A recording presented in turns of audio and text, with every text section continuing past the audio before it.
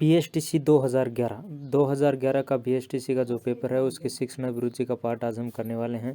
तो 1 नंबर प्रश्न आज का हमारा, पॉल एस पोपिनो का नाम सबसे बेहतर किससे जुड़ा है? प्रौढ़ शिक्षा से, पारिवारिक संबंधों की शिक्षा से, योग्यता की शिक्षा से, ग्रामीण शिक्षा से। तो पॉल एस पोपिनो का जो नाम है वो सबसे बेहतर किससे जुड़ा है? पॉल एस पोपिनो का नाम है वो सबसे बेहतर पारिवारिक शिक्षा से जुड़ा है। तो जो 2 नंबर ऑप्शन है वो हमारा सही हो जाएगा। और अगला प्रश्न है, यदि विद्यार्थी बेहुदा तरीके से पेश हो तो सबसे उचित तरीका कौन सा होगा? उसको लज्जित करना होगा, उसको अपराध का एहसास कराना, उस पर क्रोध करना, उसको दंडित करना। यदि विद्यार्थी बेहुदा तरीके से पेश हो तो उसको अपने उसका किए हुए जो अपराध है उसका एहसास कराना सही रहेगा। यानी जब विद्यार्थी बेहुदा तरीके से पेश होता है तो उसको अपना किया हुआ जो अपराध है उसको एहसास कराना चाहिए।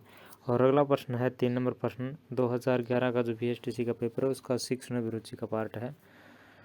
वर्तमान में स्कूल पूरा नहीं कर पा रहे। वर्तमान में बच्चे हैं वो स्कूल पूरा क्यों नहीं कर पा रहे? बच्चों में प्रेम तथा बंधुत्व की भावना का विकास, नैतिक मूल्यों का विकास, वित्तीय उन्नति में दक्षता हासिल करने का गुण, परीक्षा की तैयारी। वर्तमान में स्कूल पूरा नहीं कर पा रहे हैं। स्कूल है वो कौन सी चीज़ है जिसको बच्चों को दे नहीं पा रहे हैं, यानी पूरा नहीं कर पा रहे हैं। तो जो नैतिक मूल्यों का विकास है वो वर्तमान में स्कूलों के द्वारा नहीं किया जा रहा है। तो बी नंबर जो ऑप्शन है वो हमारा सही हो जाएगा। और 4 नंबर प्रश्न है, एक शिक्षक का मुख्य कार्य क्या है? स्कूल में राजनीति करना, पाठ्यक्रम पूरा करवाना, अच्छे नागरिक तैयार करना, ज्ञान को बढ़ाना। तो एक अच्छे शिक्षक का जो मुख्य कार्य होता है वो अच्छे नागरिक तैयार करना होता है, यानी विद्यार्थियों का सर्वांगीण विकास करना एक शिक्षक का मुख्य कार्य होता है। तो जो सी नंबर ऑप्शन है वो हमारा सही हो जाएगा, यानी एक शिक्षक का मुख्य कार्य एक अच्छे नागरिक तैयार करना। और अगला प्रश्न हो जाएगा हमारा 5 नंबर प्रश्न, एक शिक्षक का कक्षा में अपने विद्यार्थियों के प्रति कैसा व्यवहार होना चाहिए? एक शिक्षक के रूप में बच्चों के प्रति यानी विद्यार्थियों के प्रति व्यवहार कैसा होना चाहिए? उसको मेधावी छात्रों पर ज़्यादा ध्यान देना चाहिए, भेदभावपूर्ण होना चाहिए, उसको कमज़ोर विद्यार्थियों पर ज़्यादा ध्यान देना चाहिए, सभी विद्यार्थियों को बराबर ध्यान देना चाहिए। तो एक शिक्षक का कक्षा में अपने विद्यार्थियों के प्रति व्यवहार होना चाहिए, वो उसको कमज़ोर विद्यार्थियों पर ज़्यादा ध्यान देना चाहिए, सभी विद्यार्थियों पर बराबर ध्यान देना चाहिए, उसको मेधावी छात्रों पर ज़्यादा ध्यान देना चाहिए। तो शिक्षक का जो कार्य होता है वो महत्वपूर्ण विद्यार्थियों के प्रति, तो शिक्षक को कमज़ोर जो विद्यार्थी है उस पर ज़्यादा ध्यान देना चाहिए। तो ये प्रश्न है हमारा अगर पेपर के अंतर्गत आए तो ये 3 नंबर का सही हो जाएगा। और सभी विद्यार्थियों पर बराबर ध्यान देना चाहिए, 2 नंबर का हो जाएगा।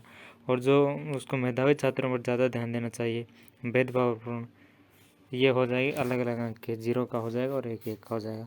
और अगला प्रश्न है 106 नंबर प्रश्न, विद्यार्थियों के बार बार अनुत्तीर्ण होने पर आपका क्या उसके प्रति व्यवहार रहेगा? क्या सोचेंगे? आपका दृष्टिकोण है वो विद्यार्थियों के प्रति क्या रहेगा? विभिन्न विषयों पर उनकी आवश्यकता अनुसार मार्गदर्शन करेंगे, मजाक उड़ाएंगे, उनको घर बैठकर कुछ काम करने की सलाह देंगे, प्राइवेट विद्यार्थी बनकर परीक्षा देने की सलाह देंगे। अगर विद्यार्थी है जो कोई बार बार अनुत्तीर्ण हो जाता है, फेल हो जाता है, तो आप जो है अध्यापक के रूप में उसके प्रति क्या दृष्टिकोण रखेंगे? तो विभिन्न विषयों पर उनकी आवश्यकता अनुसार मार्गदर्शन करेंगे और उन्हें अन्य कार्य करने या उनके जो विषय हैं उन पर मार्गदर्शन कर कर उसे आगे पढ़ने के लिए कहेंगे। तो जो 1 नंबर ऑप्शन है वो हमारा सही हो जाएगा। और अगला प्रश्न है, कौन सा सामाजिक गुण एक शिक्षक का मान बढ़ाता है? सामुदायिक सेवा करना, विद्यार्थियों के प्रति के लिए कैंप का आयोजन करना, कविता पाठ करना, साहित्य गतिविधि। कौन सा एक गुण है जो शिक्षक का मान बढ़ाता है? सामुदायिक सेवा, विद्यार्थियों के लिए कैंप का आयोजन और कविता पाठन, साहित्य गतिविधियाँ। तो सामुदायिक जो सेवा यानी सामाजिक सेवा है वही शिक्षक का मान बढ़ाती है। तो जो 1 नंबर ऑप्शन है वो हमारा सही हो जाएगा। और अगला प्रश्न है, आपके विचार में सरकार द्वारा प्रायोजित पेड़ लगाओ अभियान है किसी काम का नहीं है, या केवल सुंदरता बढ़ाने के लिए है, या पैसे कमाने के लिए, या आवश्यक? तो जो सरकार द्वारा प्रायोजित पेड़ लगाओ अभियान है वो बहुत आवश्यक है। तो जो 1 नंबर ऑप्शन है वो हमारा सही हो जाएगा। आवश्यक है सरकार द्वारा पेड़ लगाओ जो अभियान है वो। और अगला प्रश्न है हमारा 9 नंबर प्रश्न, एक कारगर एवं सफल नेतृत्व का क्या आधार होना चाहिए? अगर कारगर एवं सफल नेतृत्व है उसका आधार क्या होना चाहिए? प्रशंसा होना चाहिए, व्यक्तिगत रुचि, समूह की सेवना, पूरे समूह का कल्याण। तो एक कारगर एवं सफल नेतृत्व का जो आधार होता है वो पूरे समूह का कल्याण होता है। तो जो डी नंबर ऑप्शन है वो हमारा इसमें करेक्ट हो जाएगा। और 10 नंबर प्रश्न है, आपको एक कार्यक्रम में मुख्य अतिथि बनाया गया। आपको एक कार्यक्रम में मुख्य अतिथि बनाया गया, आप देर से पहुंचकर माफ़ी मांगेंगे, समय पर पहुंचेंगे, देर से पहुंचकर गर्व महसूस करेंगे, समय से पहले पहुंचे। अगर आपको किसी कार्यक्रम का, किसी फंक्शंस का यदि अतिथि बना दिया जाएंगे तो आप क्या करें, आप समय पर पहुंचेंगे क्योंकि आप उस कार्यक्रम के क्या अतिथि हैं। तो जो बी नंबर ऑप्शन है वो हमारा सही हो जाएगा, आप समय पर पहुंचेंगे उस कार्यक्रम के अंदर। और अगला प्रश्न है, यदि एक विद्यार्थी दूसरों से मिलने से कतराता है, यानी वह दूसरों से मिलने से हिचकिचाता है, डरता है, तो उसको उसके सहपाठियों से मिलने को बाध्य कराना चाहिए, उसे अकेला छोड़ देना चाहिए, उसको सामूहिक गतिविधि में शामिल करना चाहिए, उसको दूसरों से मिलने को कहना चाहिए।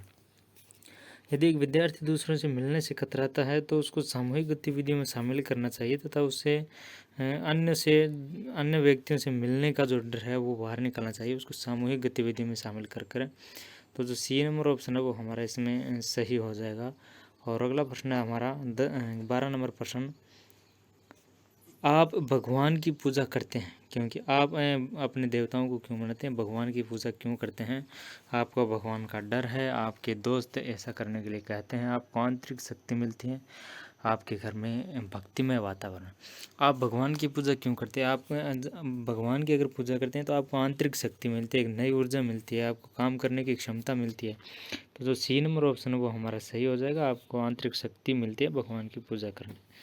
और 13 नंबर प्रश्न है हमारा, बच्चे के लड़ाकू स्वभाव को सुधारने का सबसे कारगर तरीका क्या है। अगर कोई बच्चा लड़ाकू स्वभाव का है तो उसे आप कैसे सुधारेंगे, कारगर तरीका क्या है, उसकी उपेक्षा करेंगे, उसको अलग रखना चाहिए, उसके ऐसे व्यवहार के कारणों की जांच करनी चाहिए, उसको कठोरता से दंडित करना चाहिए।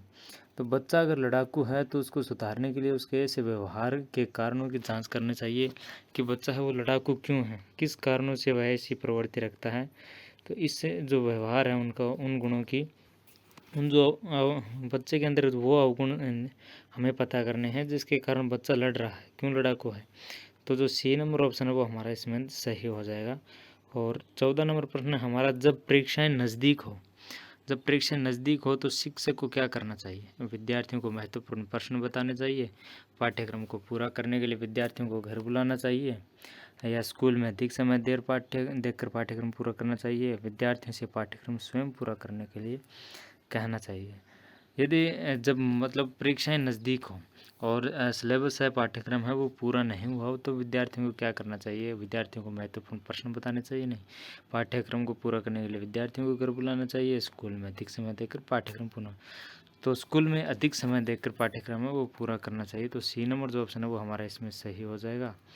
और अगला प्रश्न है 15 नंबर, आप अपने सहकर्मी से मतभेद कैसे सुलझाएं। अगर आपका अपने सहकर्मी से, अगर आप एक अध्यापक है और दूसरे अध्यापक के साथ मतभेद हो गया किसी बात पर, तो उसका मजाक बनाकर दूसरे सहकर्मियों के समक्ष विवाद करके या फिर प्राचार्य से शिकायत करके कारण जानकर उसको आपस में सुलझा कर। तो अगर आपका अपने साथी से, सहकर्मी से मतभेद हो जाए तो उसे कैसे सुलझाएंगे, तो कारण जानकर उसको आपस में सुलझा लेंगे। तो जो डी नंबर ऑप्शन है वो हमारा सही हो जाएगा। और हमारा अगला प्रश्न है 16 नंबर प्रश्न, एक शिक्षक के आत्मविश्वास के लिए क्या आवश्यक है, रहस्य है, विषय का विशेषज्ञ होना, सामाजिक होना, आकर्षक होना। तो एक शिक्षक के आत्मविश्वास के लिए आवश्यक है विषय का विशेषज्ञ होना, उसे अपने विषय का पूर्ण ज्ञान होना चाहिए ताकि बच्चों को अच्छी तरीके से समझा सके। तो जो बी नंबर ऑप्शन है वो हमारा इसमें सही हो जाएगा। दोस्तों वीडियो को पूरा देखना, एंड तक देखना, क्योंकि अगर आप बीच में छोड़ देते हैं तो आपको जो कई टॉपिक है वो समझ में नहीं आएंगे। जो प्रश्न बार बार रिपीट होने का चांसेस रखते हैं वो अगर पेपर में आ जाएं तो आपको उसका बेनिफिट होगा। और अगला प्रश्न है, यदि सभी शिक्षकों को स्कूल में निर्धारित समय पर होना चाहिए, सभी शिक्षक हैं उनको स्कूल में निर्धारित समय पर होना चाहिए क्योंकि विद्यार्थी बेपरवाह हो जाएंगे, इससे विद्यार्थी भी समय पर रहेंगे, विद्यार्थियों को समय के महत्व का ज्ञान होगा, इससे विद्यार्थियों में अच्छी आदत पड़ेगी। सभी शिक्षकों को स्कूल में निर्धारित समय पर होना चाहिए क्योंकि इससे विद्यार्थियों में अच्छी आदत पड़ेगी। यदि जो अध्यापकगण हैं वो भी अगर लेट आएंगे तो विद्यार्थियों को भी उसकी जो आदत है वो पड़ जाएगी। और यदि शिक्षक स्कूल में टाइम पर आते हैं, समय पर आते हैं, तो बच्चों को भी एक अच्छी आदत पड़ती है उससे। और अगला प्रश्न है हमारा, शिक्षा पर सरकारी नीति शिक्षा को एक विशिष्ट व्यय मानती है, उपभोग मानती है, विनिमय मानती है, आय का स्रोत मानती है। तो शिक्षा पर सरकारी नीति शिक्षा को क्या मानती है? शिक्षा पर सरकारी नीति शिक्षा को एक विशिष्ट विनियोग मानती है। विनियोग मानती है शिक्षा को जो सरकारी नीति है। तो जो इसमें सी नंबर ऑप्शन है वो हमारा सही हो जाएगा। और अगला प्रश्न है हमारा 19 नंबर प्रश्न, एक घनिष्ठ संबंध है अभिभावकों तथा बच्चों की सोच में शिक्षक एवं शिक्षाविद के मध्य, नियोजित एवं अनियोजित स्कूली ज्ञान में, स्कूल तथा समाज में। इन जो चार ऑप्शन हैं इनमें से घनिष्ठ संबंध आपस में किस में है? स्कूल समाज में है, नियोजित एवं अनियोजित स्कूली ज्ञान में है, शिक्षक शिक्षकविद के मध्य है, अभिभावकों तथा बच्चों की सोच में है। तो जो घनिष्ठ संबंध है वो स्कूल तथा समाज में है आपस में। स्कूल है वो समाज से काफ़ी हद तक जुड़ा हुआ है ना, घनिष्ठ संबंध है आपस में। और अगला प्रश्न है हमारा 20 नंबर, गैर औपचारिक शिक्षा को सामाजिक संस्था द्वारा आयोजित किया जाता है, परिवार, समाज, धर्म आदि द्वारा दी जाती है। इसका पाठ्यक्रम निश्चित नहीं होता, ज्ञान प्राप्ति इसका ध्येय नहीं होता। गैर औपचारिक शिक्षा से क्या होता है? सामाजिक संस्था द्वारा आयोजित किया जाता है, परिवार, समाज, धर्म आदि द्वारा दी जाती है। इसका पाठ्यक्रम निश्चित होता है, ज्ञान प्राप्ति इसका ध्येय नहीं होता। गैर औपचारिक जो शिक्षा है वो परिवार, समाज, धर्म आदि द्वारा दी जाती है। यानी जो बिना औपचारिक शिक्षा है वो परिवार, समाज, धर्म आदि से ही बच्चा सीख लेता है, माता पिता से, परिवार से, समाज से। जो औपचारिक शिक्षा है जो कि हमें स्कूलों में मिलती है, फॉर्मेलिटी की जो शिक्षा है वो हमें स्कूलों में मिलती है। और जो इनफॉर्मेलिटी यानी जो औपचारिक गैर औपचारिक शिक्षा है वो हमें घर से ही प्राप्त हो जाती है, समाज से। और अगला प्रश्न है हमारा, एक अच्छे शिक्षक की प्राथमिकता होती है। एक अच्छे शिक्षक की क्या प्राथमिकता होती है? विद्यार्थी, प्राचार्य, सचिव संचालन कमेटी या सहकर्मी। एक अच्छे जो शिक्षक है उसकी जो प्राथमिकता होती है वो विद्यार्थी की होती है कि विद्यार्थियों का वह ध्यान रखे, अच्छे तरीके से विद्यार्थियों को अच्छे तरीके से पढ़ाए। तो जो ए नंबर ऑप्शन है वो हमारा सही हो जाएगा। और अगला प्रश्न है हमारा 22 नंबर, अगर आप शिक्षा में सुधार लाना चाहते हैं तो उसकी शुरुआत करेंगे किसी भी स्तर पर, प्राथमिक स्तर पर, सेकेंडरी स्तर पर, स्नातक स्तर पर। अगर आपको शिक्षा में सुधार लाना है, शिक्षा व्यवस्था को अच्छे तरीके से करना है तो आप क्या करें? तो अगर शिक्षा में सुधार लाना है तो सबसे पहले प्राथमिक स्तर से संचालन सही तरीके से शुरुआत करेंगे हम प्राथमिक स्तर से। तो जो बी नंबर ऑप्शन है वो हमारा इसमें सही हो जाएगा। और हमारा अगला प्रश्न है 23 नंबर प्रश्न, शिक्षण कार्य में सफलता के लिए आवश्यक गुण कौन कौन से? भौतिक दृष्टिकोण है, निपुणता है, धैर्य तथा सजगता है, आश्रितता तथा अनिश्चितता है, अधिकारवादी दृष्टिकोण है। शिक्षण कार्य में सफलता के लिए आवश्यक गुण कौन से? शिक्षण कार्य है उसमें सफलता के लिए विषय में निपुणता होनी चाहिए, धैर्य होना चाहिए, सजगता होना चाहिए, जागरूकता होनी चाहिए। जो बी नंबर ऑप्शन है वो हमारा सही हो जाएगा। शिक्षण कार्य में सफलता के लिए आवश्यक जो गुण है वो निपुणता, धैर्य, सजगता। और हमारा 24 नंबर प्रश्न है आज का, स्कूली स्तर पर शैक्षणिक संबंधी निर्देश दिए जाते हैं, NCTE की, UGC, NCERT, NEPA। तो स्कूली स्तर पर शैक्षणिक संबंधी जो निर्देश दिए जाते हैं वो NCERT के तहत दिए जाते हैं। तो सी नंबर ऑप्शन है वो हमारा सही हो जाएगा। और अगला प्रश्न है हमारा 25 नंबर प्रश्न, 10+2+3 शिक्षा प्रणाली का सुझाव किसने दिया? जो 10वीं तक है उसके बाद में 12वीं तक और उसके बाद में BA, BSc, BCom वगैरह है, यानी पहले 10 तक 12 और उसके बाद में बैचलर की डिग्री है। इस शिक्षा प्रणाली का जो सुझाव है वो किसने दिया? 1986 की शिक्षा नीति ने, कोठार कमीशन ने, मूल्यार कमीशन ने या राधाकृष्णन कमीशन ने? तो दोस्तों 10+2+3 है उस शिक्षण प्रणाली का जो सुझाव है वो कोठार कमीशन ने दिया। तो जो बी नंबर ऑप्शन है वो हमारा सही हो जाएगा इसमें। और 26 नंबर प्रश्न आज का हमारा, हम अपने आप को अच्छा समझ सकते हैं। हम अपने आप को अच्छा कैसे समझ सकते हैं? सामाजिक दृष्टिकोण से, शिक्षा से, रंग से या उक्त में से कोई नहीं। हम हैं अपने आप को अच्छा समझ सकते हैं शिक्षा के द्वारा। शिक्षा के द्वारा हम अपने आप को बेहतर समझ सकते हैं, अच्छा समझ सकते हैं। और अगला प्रश्न है, मानसिक स्वास्थ्य है आवेश में आना, व्यक्तित्व का सुमेल में कार्य करना, नकारात्मक लक्षण, अत्यधिक जोर। तो मानसिक जो स्वास्थ्य है वो क्या है, आवेश में आना है, व्यक्तित्व का सुमेल से कार्य करना है, नकारात्मक लक्षण है अत्यधिक जोर। मानसिक जो स्वास्थ्य है वो व्यक्तित्व का सुमेल से कार्य करना से संबंधित है, जो बी नंबर ऑप्शन हमारा सही हो जाएगा। और 28 नंबर प्रश्न आज का हमारा, एक व्यवसाय में सफल होने के लिए आवश्यक क्या है। एक व्यवसाय है, बिजनेस है जिसमें आपको सफल होना है, उसके लिए आवश्यक कार्य क्या है। आवश्यक जो चीज़ है वो कौन सी है, शैली है, अ, आपकी जो काम करने की शैली है, प्रेरणा, सच्चाई तथा धैर्य, पैसा, दर्जा। तो एक व्यवसाय में सफल होने के लिए आपको प्रेरणा, सच्चाई व धैर्य की आवश्यकता होती है। तो जो बी नंबर ऑप्शन है वो हमारा सही हो जाएगा। सच्चे व्यवसाय में सफल होने के लिए प्रेरणा, सच्चाई तथा धैर्य होना चाहिए। और अगला प्रश्न है हमारा 29 नंबर प्रश्न, कौन सा ध्वनि चित्रण यंत्र है। हमें 4 ऑप्शन दिए गए हैं, प्रोजेक्टर, रेडियो, टेप रिकॉर्डर और टेलीविज़न।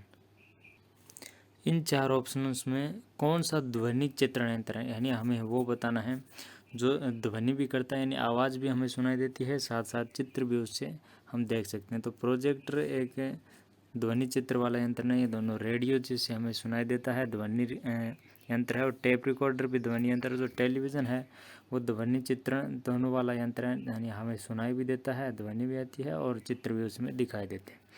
तो डी नंबर ऑप्शन हमारा सही हो जाएगा। और अगला प्रश्न है 30 नंबर प्रश्न, इनमें से भिन्न क्या है। 4 ऑप्शन दिए गए हैं हमें इनमें से भिन्न बताना है, स्मरण करना, याद करना, पहचानना, खोजना। 4 ऑप्शंस में हमें जो भिन्न है वो हमें बताना है, 3 जो सेम है। एक तो स्मरण करना और याद करना एक ही बात है, और पहचाना, स्मरण करना, याद करना, पहचाना, ये जो तीनों हैं वो एक ही चीज़ है। और जो अगला है खोजना, खोजना है वो इन चारों से भिन्न है। तो जो डी नंबर ऑप्शन है वो हमारा इसमें सही हो जाएगा। और 31वां प्रश्न आज का हमारा, सूचना तथा ज्ञान को प्राप्त करना होता है, इनमें से कोई नहीं। याद करने की क्षमता, समायोजित करने की क्षमता, स्मरण करने की क्षमता। सूचना तथा ज्ञान को प्राप्त करना होता है, सूचना तथा ज्ञान को प्राप्त करना है होता है वो स्मरण करने की क्षमता होता है। तो डी नंबर जो ऑप्शन है वो हमारा इसमें सही हो जाएगा। सूचना तथा ज्ञान प्राप्त करना है वो स्मरण करने की क्षमता है। और अगला प्रश्न है हमारा, प्रेरणा के तत्पश्चात होना चाहिए, इनमें से कोई नहीं। पुरस्कार, भर्त्सना या परिणाम का ज्ञान। तो प्रेरणा के तत्पश्चात हमें क्या होना चाहिए, हमने किसी से प्रेरणा ली तो उसके पश्चात क्या होना चाहिए। हमने अगर प्रेरणा ली तो उसके जो प्रेरणा ली उससे परिणाम क्या हुआ, उस परिणाम का हमें ज्ञान होना चाहिए, क्या परिणाम निकला उसका पता होना चाहिए। तो जो डी नंबर ऑप्शन है वो हमारा इसमें सही हो जाएगा। और अगला प्रश्न है हमारा 33 नंबर प्रश्न, हर बच्चे को रचनात्मक बनाने के लिए, हर बच्चे की काम करने में रुचि हो, रचनात्मक और सक्रिय बनाने के लिए जरूरी क्या चीज़ है। हठधर्मिता है, बिना डर तथा सहयोग वातावरण है, अभिभावकों तथा शिक्षकों द्वारा हस्तक्षेप है, अभिभावकों तथा शिक्षकों द्वारा कटाक्ष है। तो एक बच्चे को रचनात्मक बनाने के लिए आवश्यक है कि अभी जो बिना डर तथा सहयोगी वातावरण उसके लिए बच्चे के लिए तैयार करना, बच्चा है वो निर्भय रहे तथा उसको सहयोगी वातावरण मिलना चाहिए बच्चे को। उससे वो एक बच्चे को रचनात्मक बनाया जा सकता है, यानी सहयोगी वातावरण मिले और निर्भय रहे बच्चा, बिना डर के रहे। और अगला प्रश्न है हमारा 134 नंबर, यानी 34 नंबर प्रश्न है हमारा, एक शिक्षक को बढ़ावा देना चाहिए, विद्यार्थी को प्रश्न करने पर दंडित करना, विद्यार्थियों में भय देकर पाठ्यक्रम जल्दी पूरा करना, विद्यार्थियों को काम पूरा करने के लिए परेशान करना, विद्यार्थियों में आपसी मेलजोल के संवाद को प्रोत्साहन देना। एक शिक्षक को बढ़ावा देना चाहिए, शिक्षक को बढ़ावा देना चाहिए कि विद्यार्थियों में आपसी मेलजोल के संवाद को प्रोत्साहन देना। तो जो डी नंबर ऑप्शन है वो हमारा इसमें सही हो जाएगा। शिक्षक को बढ़ावा देना चाहिए कि विद्यार्थियों में आपसी मेलजोल के संवाद को प्रोत्साहन देना। और हमारा अगला प्रश्न हो जाएगा 35 नंबर प्रश्न, एक शिक्षक एवं अभिभावक विद्यार्थियों में बुद्धिमत्ता ज़्यादा महत्व देते हैं क्योंकि यह सुसाध्य बनाता है। शिक्षक एवं जो अभिभावक है वो विद्यार्थियों में बुद्धिमत्ता को ज़्यादा महत्व देते हैं क्योंकि यह सुसाध्य बनाती है आज्ञाकारी व्यवहार, शैक्षणिक सफलता तथा सामाजिक मान्यता, कम जोखिम का व्यवहार, आश्रितता का व्यवहार। तो शिक्षक एवं अभिभावक है वो विद्यार्थी में बुद्धिमत्ता का जो महत्व है वो ज़्यादा क्यों देते हैं, क्योंकि शैक्षणिक सफलता तथा जो सामाजिक मान्यता है वो इससे जो बुद्धिमत्ता है उससे मिलती है। जो तो बी नंबर ऑप्शन वो हमारा इसमें एकदम सही हो जाएगा। और अगला प्रश्न है हमारा, नेतृत्व का आधार है। नेतृत्व है उसका आधार क्या है? खुद को सशक्त बनाना, समूह के कल्याण की भावना, सेवा की भावना, दूसरों से प्रशंसा लेना। जो एक नेता होता है यानी नेतृत्व होता है, नेता करता है, तो एक नेतृत्व का आधार क्या होता है नेता के रूप में?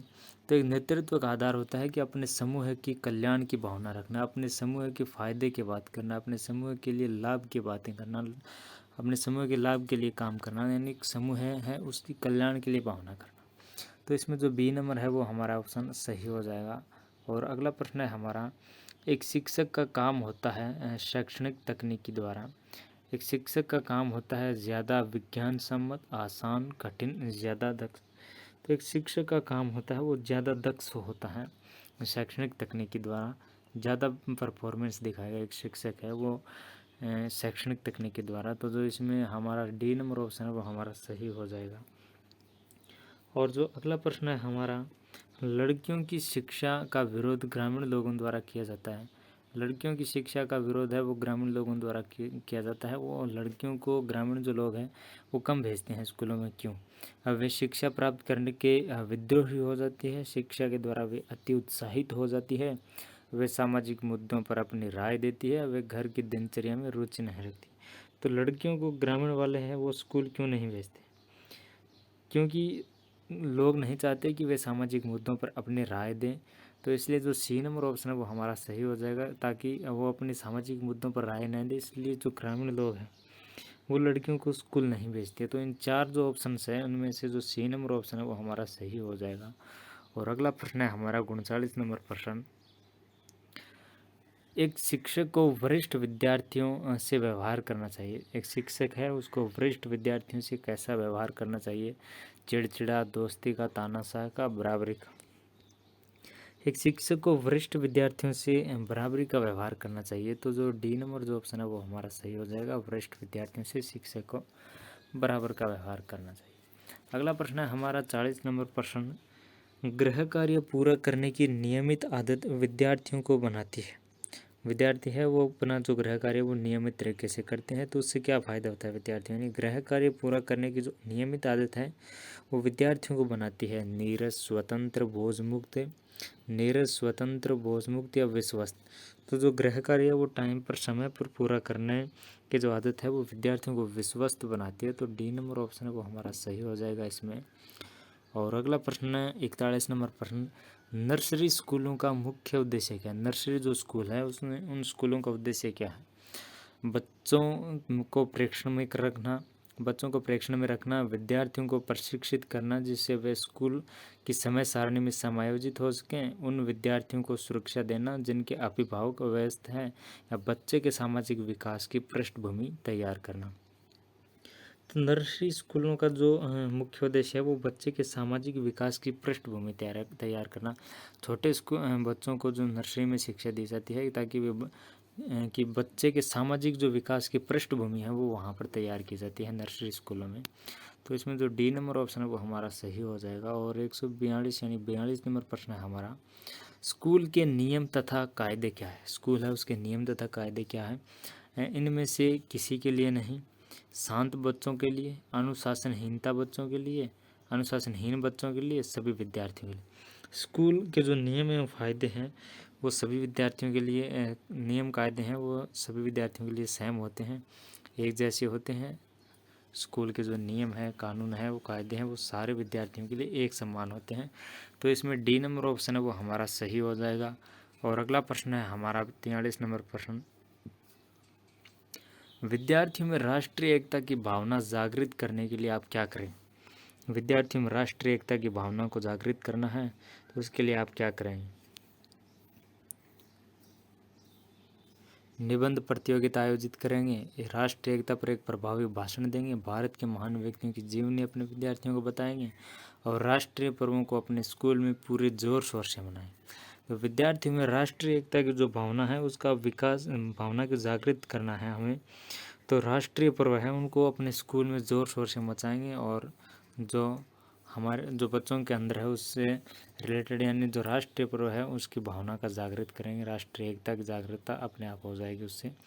और अगला प्रश्न है हमारा 44 नंबर प्रश्न, अगला प्रश्न है 44 नंबर, एक शिक्षक का सबसे महत्वपूर्ण कार्य है शिष्यों का विकास करना, व्यवस्था बनाना, विषय पढ़ाना या खेल खेलना। तो एक शिक्षक का जो सबसे महत्वपूर्ण कार्य है वो अपने शिष्यों का यानी अपने विद्यार्थियों का, बच्चों का विकास करना है, सर्वांगीण विकास करना। तो ये नंबर ऑप्शन हमारा सही हो जाएगा। और अगला प्रश्न है, एक शिक्षक से क्या अपेक्षित नहीं है। शिक्षक है उससे क्या अपेक्षा नहीं रखी जा सकती। एक शिक्षक से क्या अपेक्षित नहीं, विद्यार्थियों की हाजिरी का हिसाब रखना, सामाजिक सेवा में हिस्सा लेना, विद्यार्थियों की घरेलू तथा स्कूल की परेशानियां दूर करने में मदद करना, विद्यार्थियों के घर जाना। जो शिक्षक है उससे क्या अपेक्षित नहीं, यानी विद्यार्थियों की हाजिरी का हिसाब रखना। तो शिक्षक को विद्यार्थियों की हाजिरी है उसका हिसाब रखना चाहिए, सामाजिक सेवा में हिस्सा लेना चाहिए, विद्यार्थियों की घरेलू तथा जो स्कूल की परेशानी है उसको दूर करने में मदद करना चाहिए। तो तीनों ऑप्शन हमारे सही है। और विद्यार्थियों के घर जाना जो है वो उचित नहीं है, बिना काम के विद्यार्थियों के घर जाना वो उचित नहीं है। तो डी नंबर ऑप्शन है वो हमारा इसमें करेक्ट आंसर हो जाएगा। और अगला प्रश्न है हमारा, शोध के अनुसार शिक्षकों का अत्यधिक प्रतिशत इस सामाजिक आर्थिक स्तर में आता है, उच्च आता है, निम्न, निम्न, मध्य या उच्च मध्य। तो एक शिक्षक है उसका जो सामाजिक आर्थिक स्तर है वो क्या होता है, शिक्षक का सामाजिक आर्थिक स्तर है वो उच्च मध्य होता है, यानी उच्च मध्य के बीच में होता है। तो डी नंबर ऑप्शन है वो हमारा इसमें सही हो जाएगा। और अगला प्रश्न है हमारा 147 नंबर प्रश्न, यदि शिक्षक कक्षा में गलती करता है, शिक्षक है वो कक्षा में गलती कर देता है, उसे उपेक्षा करनी चाहिए, मान लेना चाहिए, मुकर जाना चाहिए या भूल जाना चाहिए। यदि शिक्षक कक्षा में गलती करता है तो उसे अपनी जो गलती है उसको स्वीकार कर लेना चाहिए, मान लेना चाहिए कि मैंने ये गलती की है, यानी तो उसे जो बी नंबर ऑप्शन है वो हमारा सही हो जाएगा। शिक्षक से अगर गलती हो भी जाती है कक्षा में तो उसे मान लेना चाहिए, यानी स्वीकार कर लेना चाहिए। और अगला प्रश्न है हमारा 48 नंबर, शैक्षणिक कार्यों के वर्गीकरण के अनुसार किस में आता है। शैक्षणिक कार्य है वो कार्यों का अगर हम वर्गीकरण करें तो उससे में कौन से वर्गीकरण के अंतर्गत आएगा शैक्षणिक कार्य, नौकरी पेशा के अंतर्गत आएगा, क्लर्क कार्य, संचालन कार्य, पेशेवर कार्य। यदि शैक्षणिक जो कार्य है हम कार्यों का वर्गीकरण करें तो जो पेशेवर कार्य है उसके अंतर्गत आएगा हमारा शैक्षणिक कार्य। तो जो 48 के अंदर हमारा डी नंबर ऑप्शन है वो हमारा सही हो जाएगा। अगला प्रश्न है, मानव प्रकृति परिणाम है, मानव प्रकृति परिणाम है स्वयं की मूल प्रकृति का परिपक्व होना, मनुष्य की संस्कृति से मेलजोल, वातावरण का वंशानुगत प्रभाव का। मानव प्रकृति परिणाम है वो है वंशानुगत प्रभावों का। तो डी नंबर ऑप्शन है वो इसमें हमारा सही हो जाएगा। और अगला प्रश्न है, आप शिक्षण कार्य में जाना चाहते हैं, आप अध्यापक बनना चाहते हैं, शिक्षण कार्य में जाना चाहते हैं, क्योंकि इनमें से कोई भी नहीं, समय गुजारना है, आपको शिक्षण से प्यार है, पैसा कमाना है, तो आप शिक्षण कार्य में क्यों जाना चाहेंगे, क्योंकि अगर आप शिक्षण से प्यार करते हैं, यानी आपको अच्छा पढ़ाना आता है, शिक्षण में आपकी रुचि है, तो जो सी नंबर ऑप्शन है वो हमारा इसमें सही हो जाएगा। तो इस प्रकार हमने राजस्थान बीएसटीसी 2011 का जो पेपर था उसके शिक्षण अभिरुचि का पार्ट किया है।